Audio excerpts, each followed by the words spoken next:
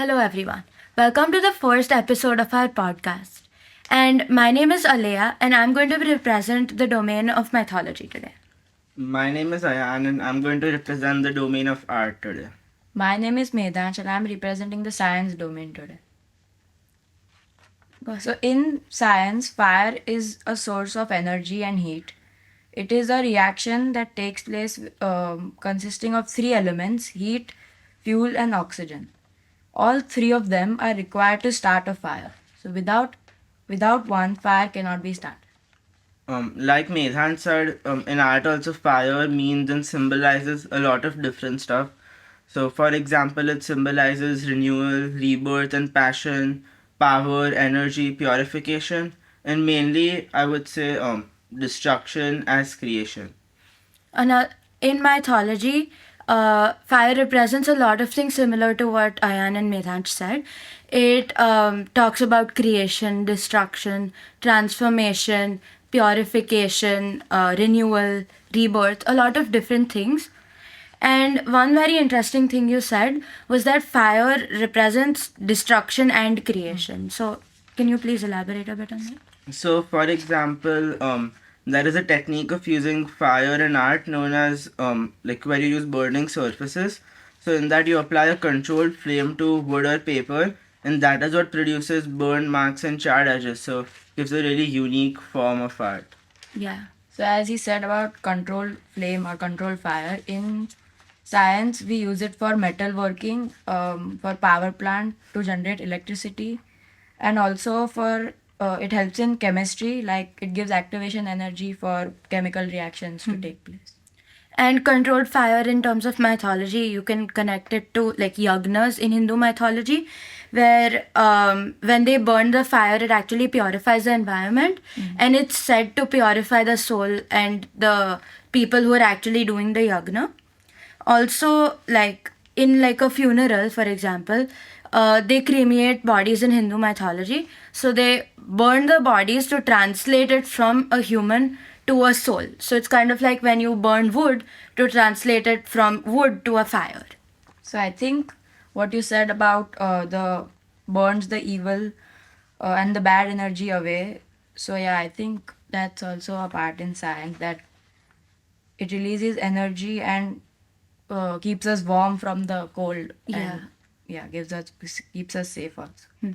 In art, another point that leads to like destruction as creation is an art form known as gunpowder combustion, in which gunpowder is arranged in patterns and then ignited, and this represents like the relationship between chaos and control, and once again destruction as creation. I think there's lots of gods also in like a lot of different mythologies who represent the same idea as like figurative forms. So in Roman mythology, there's a god called Vulcan, and he represents volcanoes, metalworking, and the forge. So he basically destroys different things. So if a volcano erupts, it might destroy a city, but then it might also create an island. So it's very different, saying that it can destroy, but it can also create. In Hawaiian mythology, there's also another similar goddess called Pele, who represents volcanoes. So she created Hawaii according to their mythology using like the volcanic eruptions, but she also like destroyed a lot of habitats in the process. So to destroy something, so if we destroy something, something new is also created. Yeah. So, like Alea said in mythology, there was a god named Pele, and there were volcanic eruptions and explosions that happened.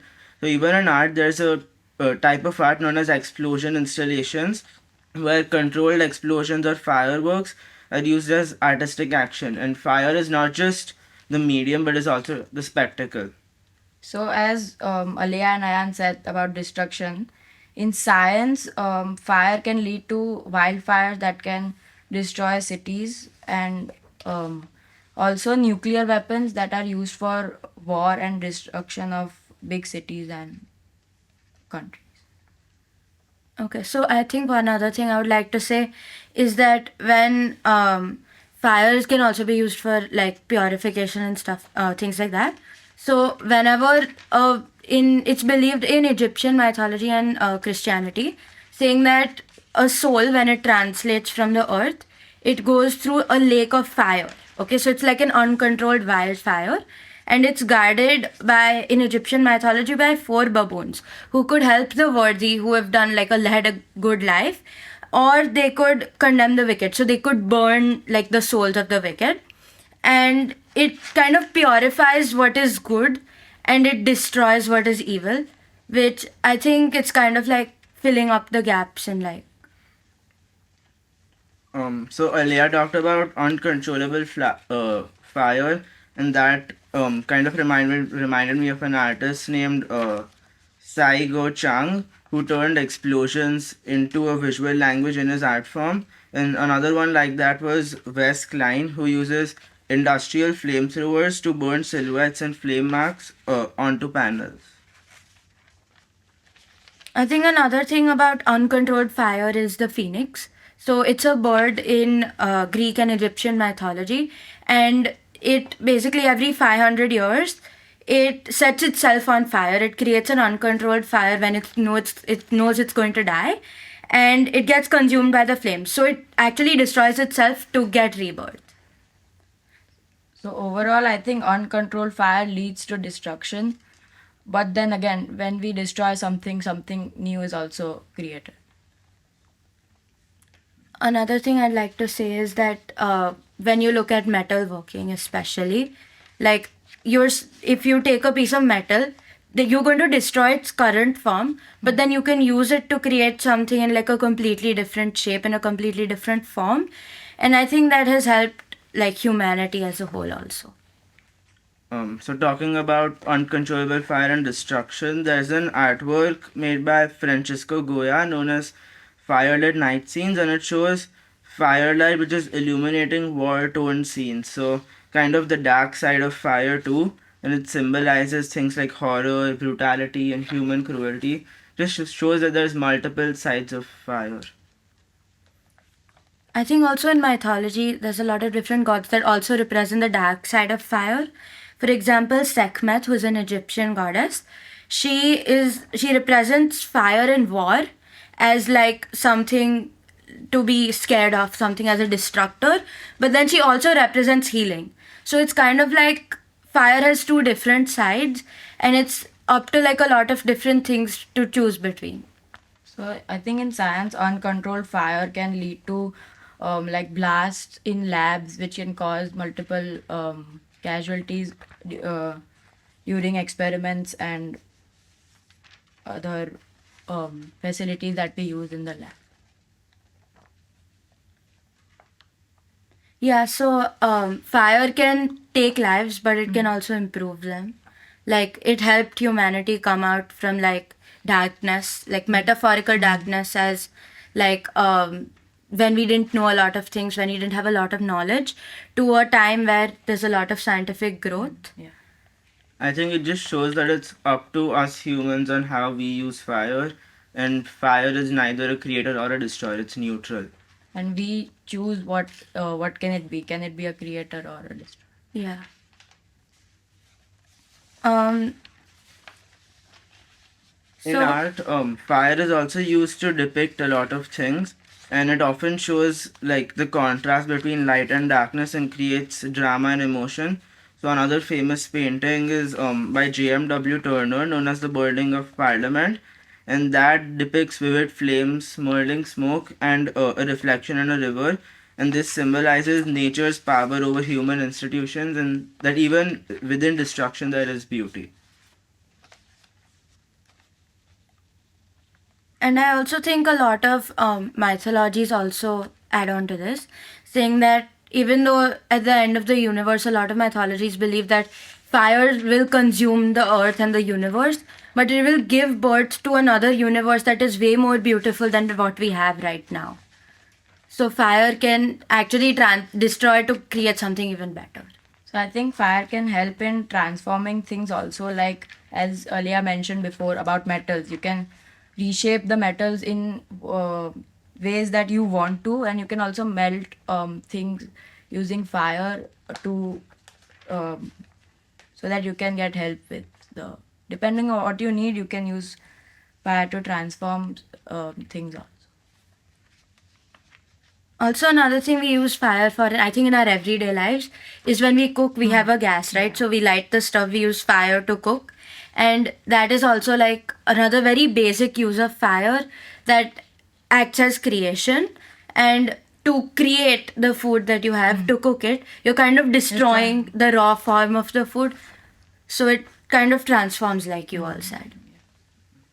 Basically shows that fire is everywhere in our daily life, and yeah. And it depends on how we use it.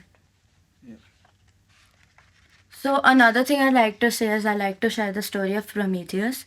So he was a Greek titan who like came before the gods, and when the gods like came into power, they were afraid that when humans get fire, they will abuse it and they'll use it to overthrow the gods like the gods had overthrown the titans.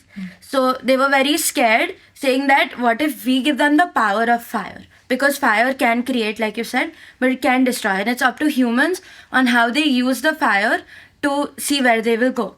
But Prometheus, being a titan, he thought that fairly humans should also get the opportunity to use fire and come out of this metaphorical darkness that they had.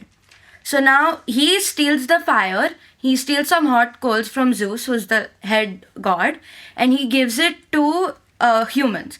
And humans are flourishing, and innovation is happening, science is coming forward, people are creating art, the human civilization is growing. But Zeus wants to punish Prometheus because he thinks we have given power to humans that the gods didn't want to do. So now he ties up Prometheus to like a wall on a mountain, and every day, like an eagle goes and attacks Prometheus.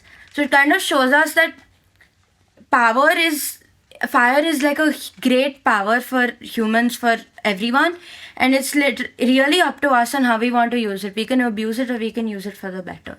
Yeah, so making connection to that, I think something in current times also like AI, like humans have created AI for our use, but then we're only misusing it and making a bad use of it. So yeah. It shows that there's many things like fire where it is objectively speaking a good thing, but then it's up to humans. How we use.